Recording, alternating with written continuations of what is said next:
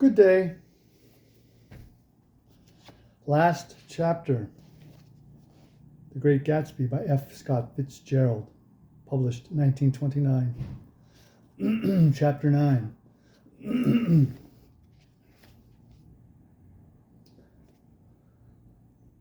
After 2 years, I remember the rest of that day. And that night and the next day, only an endless drill of police and photographers and newspapermen in and out of Gatsby's front door.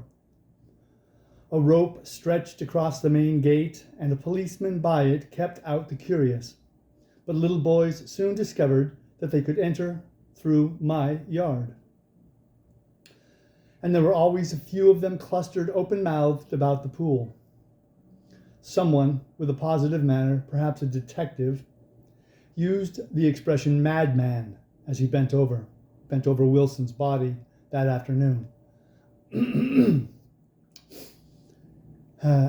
the adventitious authority of his voice set the key for the newspaper reports next morning. Most of those reports were a nightmare, grotesque, circumstantial, eager, and untrue.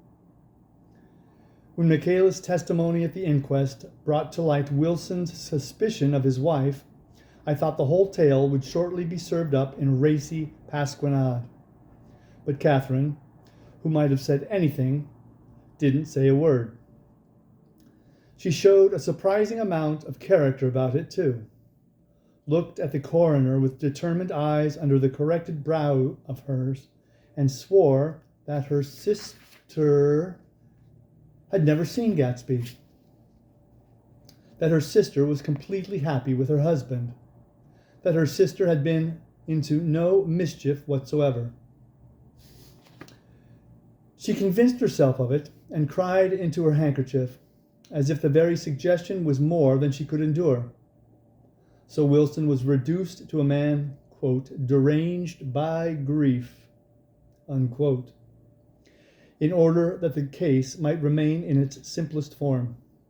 And it rested there. But all this part of it seemed remote and unessential. I found myself on Gatsby's side and alone. From the moment I telephoned news of the catastrophe to West Egg Village, every surmise about him and every practical question was referred to me. At first I was surprised and confused. Then, as he lay in his house and didn't move or breathe or speak, hour upon hour, it grew upon me that I was responsible because no one else was interested. I mean, with that intense personal interest to which everyone has some vague right at the end. I called up Daisy half an hour after we found him, called her instinctively and without hesitation. But she and Tom had gone away early that afternoon and taken baggage with them. Left no address? No. Say when they were back? No. Any idea where they are? How I could reach them? I don't know, can't say. Momentary pause here.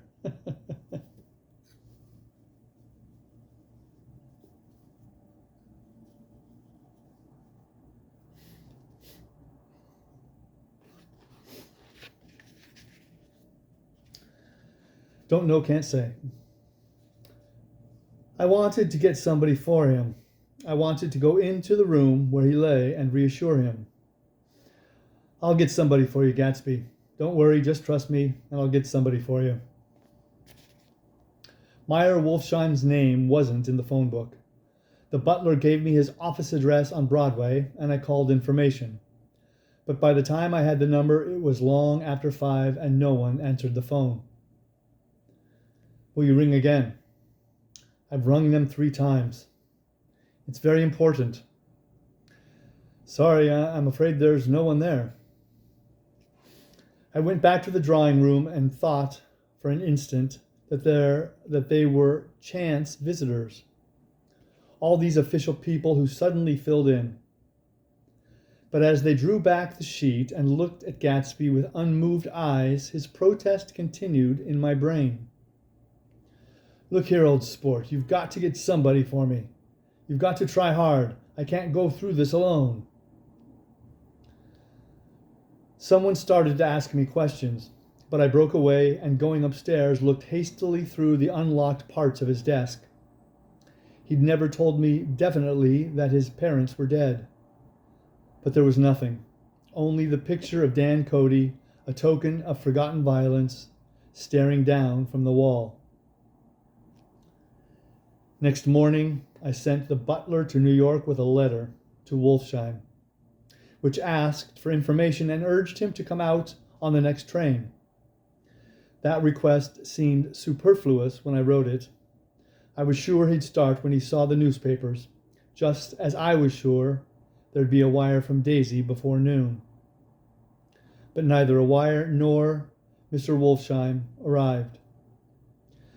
No one arrived except more police and photographers and newspaper men.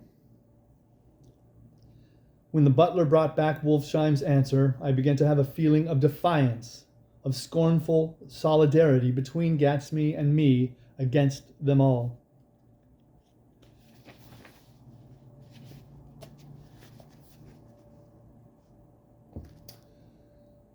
Dear Mr. Carraway, this has been one of the most terrible shocks of my life. To me, I hardly can believe it, that it is true at all. Such a mad act as that man did should make us all think. I cannot come down now, as I am tied up in some very important business and cannot get mixed up in this thing now. If there is anything I can do a little later, let me know in a letter by Edgar. I hardly know where I am when I hear about a thing like this and am completely knocked down and out. Yours truly, Meyer Wolfsheim. And then hasty addenda beneath. Let me know about the funeral, etc. Do not know his family at all. When the phone rang that afternoon and long distance said Chicago was calling, I thought this would be Daisy at last, but the connection came through as a man's voice, very thin and far away. This is Schlegel speaking. Yes? The name was unfamiliar. Hell of a note, isn't it? Get my wire? There haven't been any wires. Young Park's in trouble, he said rapidly. They picked him up when he handed the bonds over the counter. They got a circular from New York giving them the numbers just 5 minutes before. What do you know about that, eh? You never can tell in these hick towns. Hello? I interrupted breathlessly. Look here, this isn't Mr. Gatsby. Mr. Gatsby's dead. There was a long silence on the other end of the wire, followed by an exclamation. Then a quick squawk as the connection was broken. I think it was on the third day that a telegram signed Henry C. Gatz arrived from a town in Minnesota. It said only that the sender was leaving immediately and to postpone the funeral until he came. It was Gatsby's father, a solemn old man, very helpless and dismayed, bundled up in a long, cheap ulster against the warm September day. His eyes leaked continuously with excitement, and when I took the bag and umbrella from his hands, he began to pull so incessantly at his sparse gray beard that I had difficulty in getting his coat off. He was on the point of collapse, so I took him into the music room and made him sit down while I sent for something to eat. But he wouldn't eat, and the glass of milk spilled from his trembling hand. I saw it in the Chicago newspaper, he said. It was all in the Chicago newspaper. I started right away. I didn't know how to reach you. His eyes, seeing nothing, moved ceaselessly about the room. It was a madman, he said. He must have been mad. Wouldn't you like some coffee? I urged him. I don't want anything. I'm all right now, Mr. Caraway. Well, I'm all right now. Where have they got Jimmy? I took him into the drawing room where his son lay and left him there. Some little boys had come up on the steps and were looking into the hall. When I told them who had arrived, they went reluctantly away. After a little while, Mr. Gatz opened the door and came out.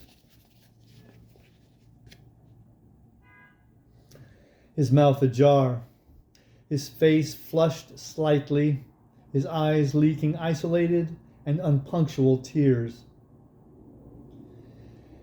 He had reached an age where death no longer has the quality of ghastly surprise.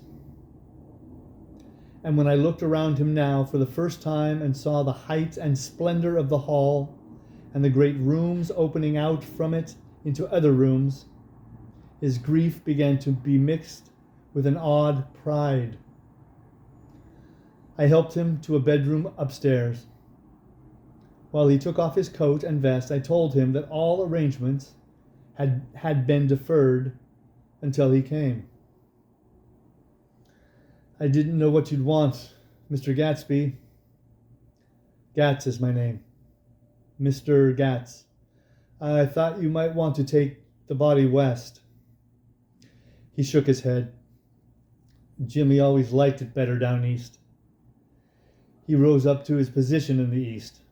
Were you a friend of my boy's, Mr.? We were close friends. He had a big future before him, you know. He was only a young man, but he had a lot of brain power here. He touched his head impressively, and I nodded. If he'd have lived, he'd have been a great man, a man like James J. Hill. He'd have helped build up the country. That's true, I said uncomfortably.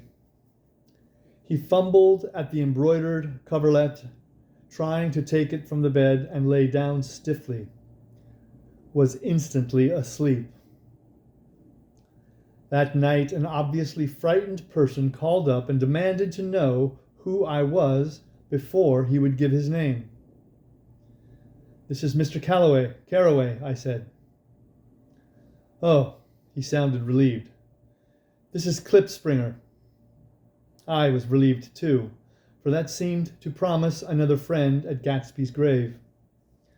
I didn't want it to be in the papers and draw a sightseeing crowd, so I'd been calling up a few people myself.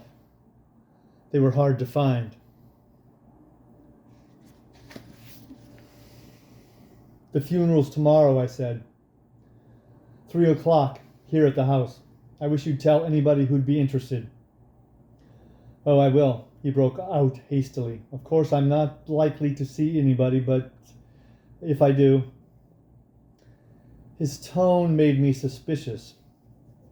Of course, you'll be there yourself. Well, I'll certainly try. What I called up about is... Wait a minute, I interrupted. How about saying you'll come?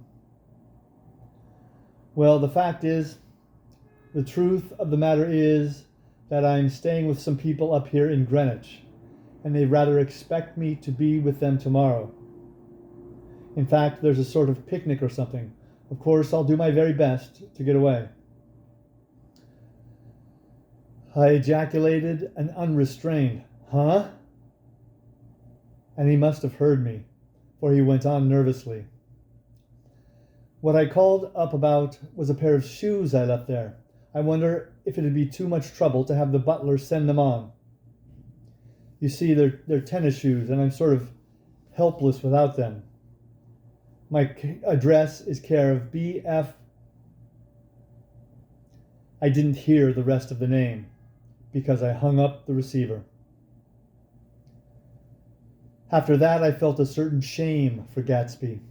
One gentleman to whom I telephoned implied that he had got what he deserved. However, that was my fault, for he was one of those who used to sneer most bitterly at Gatsby on the courage of Gatsby's liquor, and I should have known better than to call him. The morning of the funeral, I went up to New York to see Meyer Wolfsheim. I couldn't seem to reach him any other way. The door that I pushed open on the advice of an elevator boy was marked the Swastika Holding Company. And at first there didn't seem to be anyone inside. But when I'd shouted "hello" several times in vain, an argument broke out behind a partition, and presently a lovely Jewess appeared at an interior door and scrutinized me with black, hostile eyes. "Nobody's in," she said. "Mr. Wolfsheim's gone to Chicago." The first part of this was obviously untrue, for someone had begun to whistle. Whistle the rosary, tunelessly inside. "Please say that Mr. Carraway wants to see him. I can't get him back from Chicago, can I?" At this moment a voice, unmistakably Wolfsheim's, called "Stella!" from the other side of the door. "Leave your name on the desk," she said quickly. "I'll give it to him when he gets back."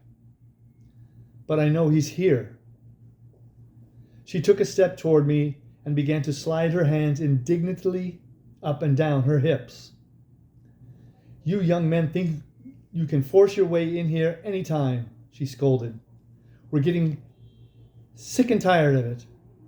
Sick and tired spelled as one word. That's funny. "When I say he's in Chicago, he's in Chicago." I mentioned Gatsby. "Oh." She looked at me over again. "Will you just, what's your name?" She vanished. In a moment, Meyer Wolfsheim stood solemnly in the doorway, holding out both hands. He drew me into his office, remarking in a reverent voice that it was a sad time for all of us, and offered me a cigar. "My memory goes back to when first I met him," he said. "A young man just out of the army and covered over with medals he got in the war. He was so hard up he had to keep on wearing his uniform because he couldn't buy some regular clothes.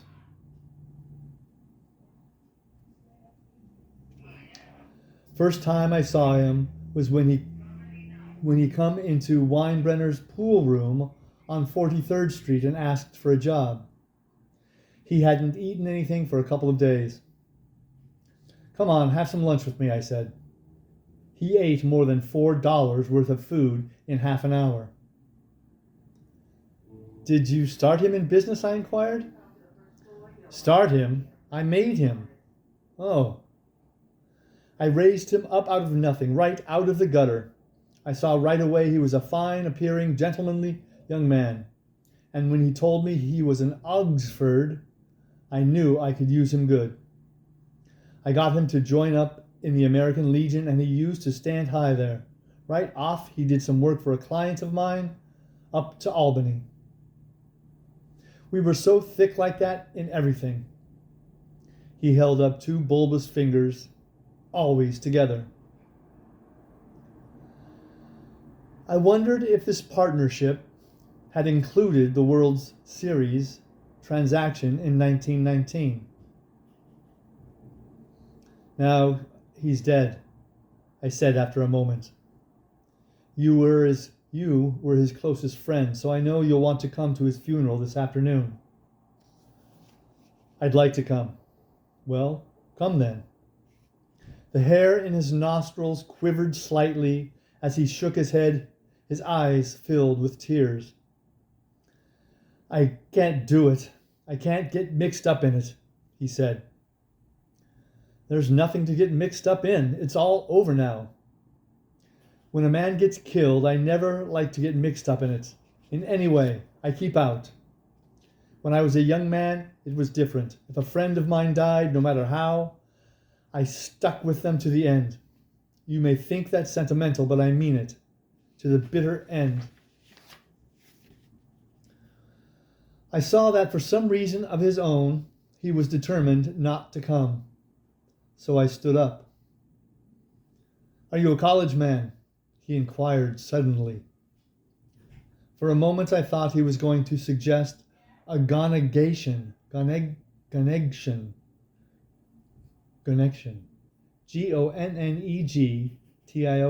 Connection.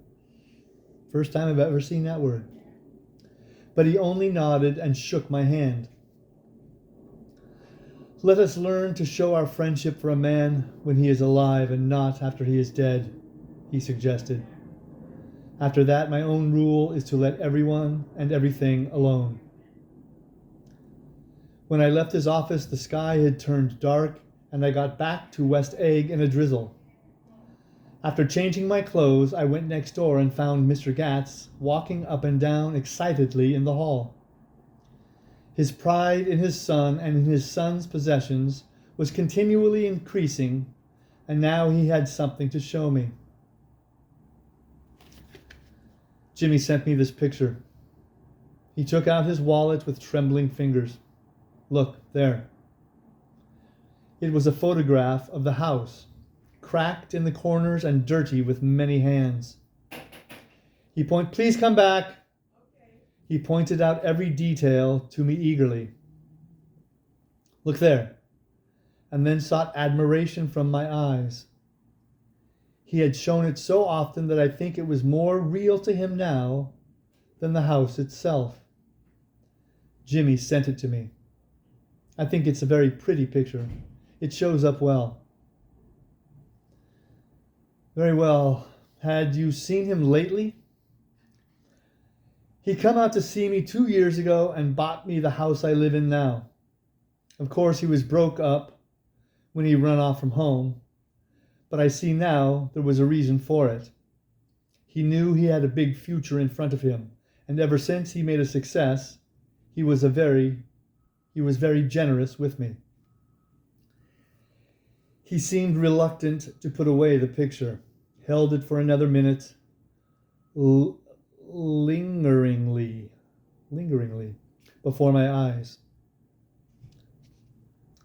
Then he returned the wallet and pulled from his pocket a ragged old copy of a book called Hopalong Cassidy.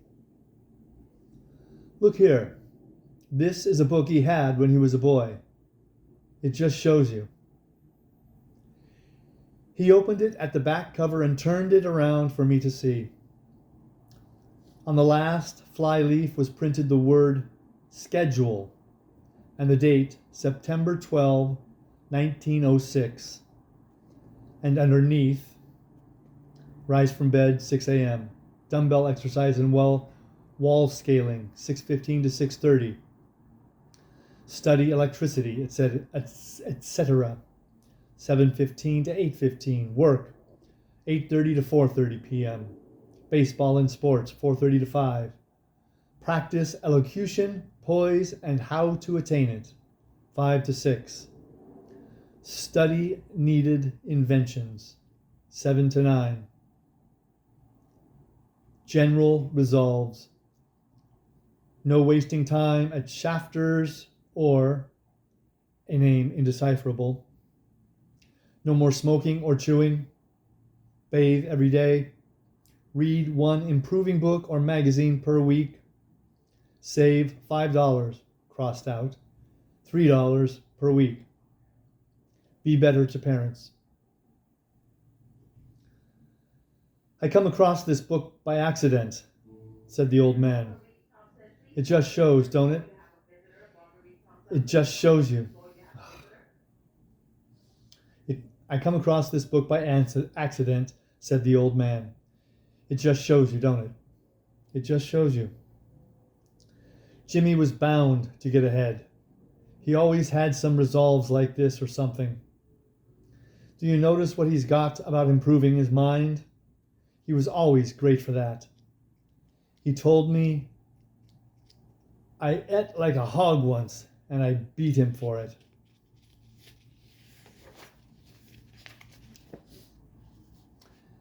He was reluctant to close the book, reading each item aloud and then looking eagerly at me.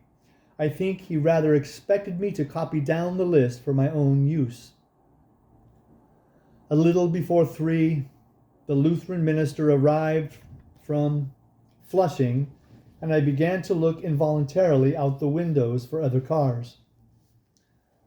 So did Gatsby's father, and as the time passed and the servants came in and stood waiting in the hall, his eyes began to blink anxiously, and he spoke of the rain in a worried, uncertain way. The minister glanced several times at his watch, so I took him aside and asked him to wait for half an hour. But it wasn't any use. Nobody came.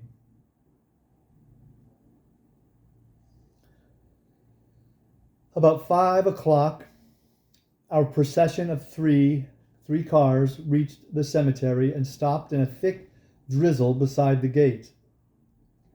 First a motor hearse, horribly black and wet. Then Mr. Gatz and the minister and I in the limousine, and a little later 4 or 5 servants and the postman from West Egg in Gatsby's station wagon, all wet to the skin. As we started through the gate into the cemetery, I heard a car stop and then the sound of someone splashing after us over the soggy ground. I looked around. It was the man with owl-eyed glasses whom I had found marveling over Gatsby's books in the library one night 3 months before. I'd never seen him since then. I don't know how he knew about the funeral, or even his name. The rain poured down his thick glasses, and he took them off and wiped them to see the protecting canvas unrolled from Gatsby's grave. I tried to think about Gatsby then for a moment, but he was already too far away, and I could only remember, without resentment, that Daisy hadn't sent a message or a flower. Dimly I heard one murmur, "Blessed are the dead that the rain falls on." And then the owl-eyed man said, "Amen to that," in a brave voice. We straggled down quickly through the rain to the cars. Owl Eyes spoke to me by the gate. "I couldn't get to the house," he remarked. Neither could anybody else. "Go on," he started. "Why, my God, they used to go there by the hundreds." He took off his glasses and wiped them again, outside and in. "The poor son of a bitch," he said. One of my most vivid memories is of coming back west from prep school and later from college at Christmas time. Those who went farther than Chicago would gather in the old dim Union Station at 6 o'clock of a December evening with a few Chicago friends, already caught up into their own holiday gaieties, to bid them a hasty goodbye. I remember the fur coats of the girls returning from Miss This or That's, and the chatter of frozen breath and the hands waving overhead as we caught sight of old acquaintances, and the matching of invitations. "Are you going to the Ordways? The Herseys? The Schultzes?" And the long green tickets clasped tight in our gloved hands. And last, the murky yellow cars of the Chicago, Milwaukee, and St. Paul Railroad, looking cheerful as Christmas itself on the tracks beside the gate.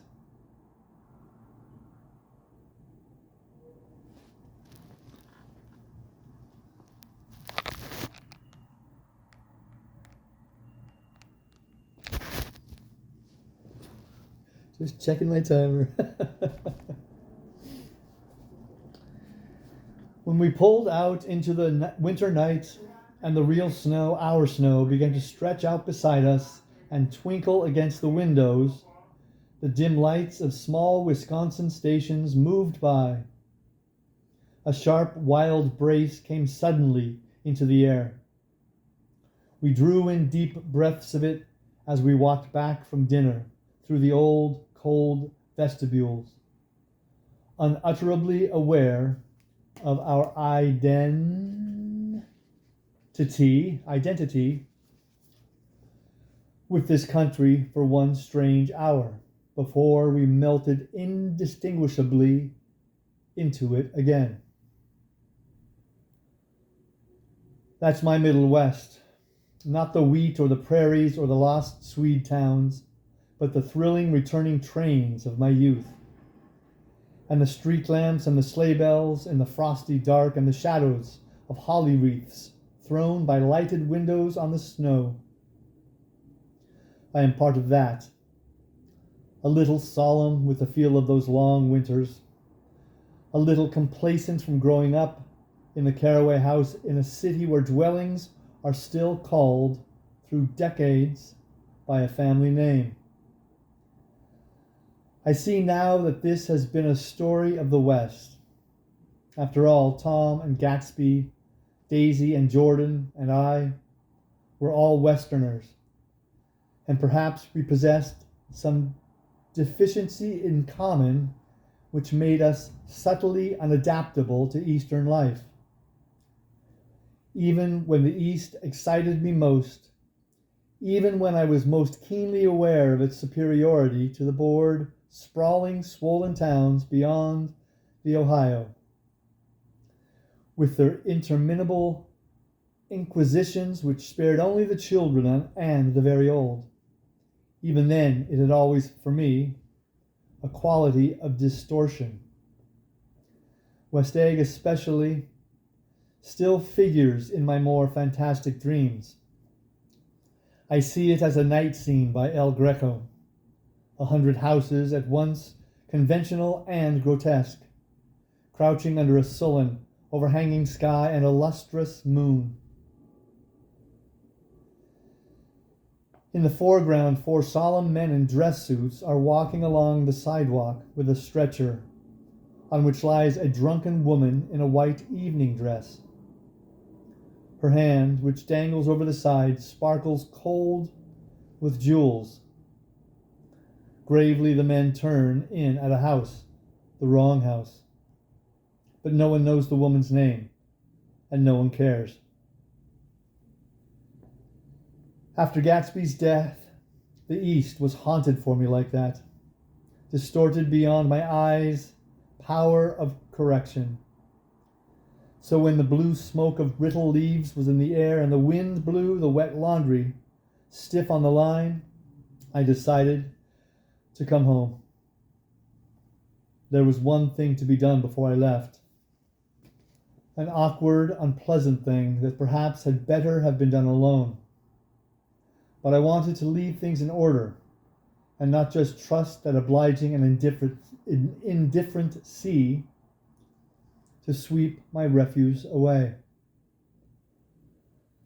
I saw Jordan Baker and talked over and around what had happened to us together and what had happened afterward to me. And she lay perfectly still, listening in a big chair. She was dressed to play golf. And I remember thinking she looked like a good illustration. Her chin raised a little jauntily, her hair the color of an autumn leaf, her face the same brown tint as the fingerless glove on her knee. When I had finished, she told me without comment that she was engaged to another man. I doubted that, though there were several she could have married at a nod of her head. But I pretended to be surprised. For just a minute, I wondered if I wasn't making a mistake. Then I thought it all over again, quickly and got up to say goodbye. "Nevertheless, you did throw me over," said Jordan suddenly. "You threw me over the telephone." I don't give a damn about you now, but it was a new experience for me, and I felt a little dizzy for a while. We shook hands.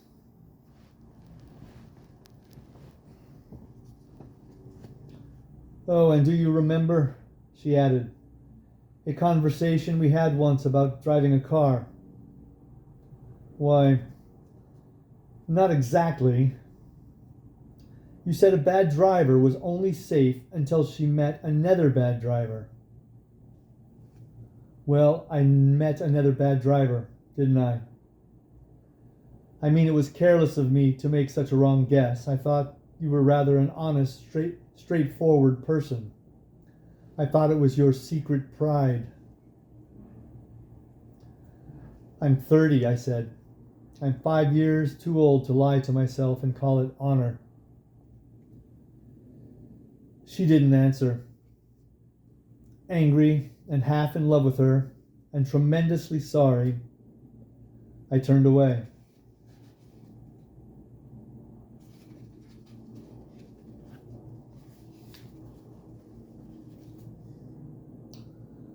One afternoon late in October, I saw Tom Buchanan. He was walking ahead of me along Fifth Avenue in his alert, aggressive way, his hands out a little from his body as if to fight off interference, his head moving sharply here and there, adapting itself to his restless eyes. Just as I slowed up to avoid overtaking him, he stopped and began frowning into the windows of a jewelry store. Suddenly he saw me and walked back, holding out his hand. "What's the matter, Nick? Do you object to shaking hands with me?" "Yes, you know what I think of you." "You're crazy, Nick," he said quickly. "Crazy as hell. I don't know what's the matter with you." "Tom," I inquired, "what did you say to Wilson that afternoon?" He stared at me without a word, and I knew I had guessed right about those missing hours. I started to turn away, but he took a step after me and grabbed my arm. "I told him the truth," he said. "He came to the door while we were getting ready to leave, and when I sent down word that we weren't in, he tried to force his way upstairs. He was crazy enough to kill me if I hadn't told him who owned the car. His hand was on a revolver in his pocket every minute."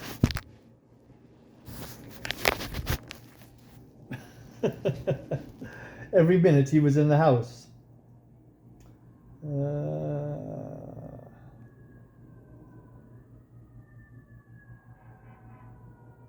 He broke off defiantly. "What if I did tell him? That fellow had it coming to him. He threw dust into your eyes just like he did in Daisy's. But he was a tough one. He ran over Myrtle like he'd run over a dog and never even stopped his car." There was nothing I could say except the one unutterable fact that it wasn't true. And if you think I didn't have my share of suffering, look here. When I went to give up that flat and saw that damn box of dog biscuits sitting there on the sideboard, I sat down and cried like a baby. Like God, it was awful. I couldn't forgive him or like him, but I saw that what he had done was, to him, entirely justified. It was all very careless and confused.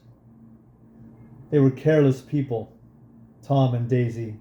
They smashed up things and creatures and then retreated back into their money or their vast carelessness, or whatever it was that kept them together and let other people clean up the mess they had made.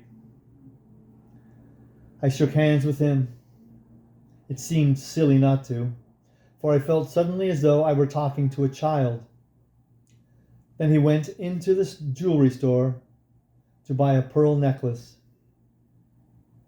or perhaps only a pair of cuff buttons, rid of my provincial squeamishness forever.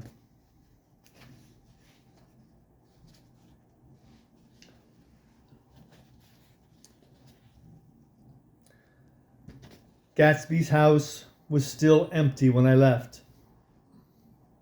The grass on his lawn had grown as long as mine. One of the taxi drivers in the village never took a fare past the entrance gate without stopping for a minute and pointing inside. Perhaps it was he who drove Daisy and Gatsby over to East Egg the night of the accident, and perhaps he had made a story about it all his own. I didn't want to hear it, and I avoided him when I got off the train. I spent my Saturday nights in New York because those gleaming, dazzling parties of his were with me so vividly that I could still hear the music and the laughter, faint and incessant, from his garden, and the cars going up and down his drive. One night, I did hear a material car there, and saw its lights stop at his front steps. But I didn't investigate. Probably it was some final guest who had been away at the ends of the earth and didn't know that the party was over. On the last night, my trunk packed and my car sold to the grocer, I went over and looked at that huge, incoherent failure of a house once more. On the white steps, an obscene word scrawled by some boy with a piece of brick stood out clearly in the moonlight, and I erased it, drawing my shoe raspingly along the stone. Then I wandered down to the beach and sprawled out on the sand. Most of the big shore places were closed now, and there was hardly any lights except the shadowy, moving glow of a ferry boat across the sound. And as the moon rose higher and the inessential houses began to melt away, until gradually I became aware of the old island here that flowered once for Dutch sailors' eyes.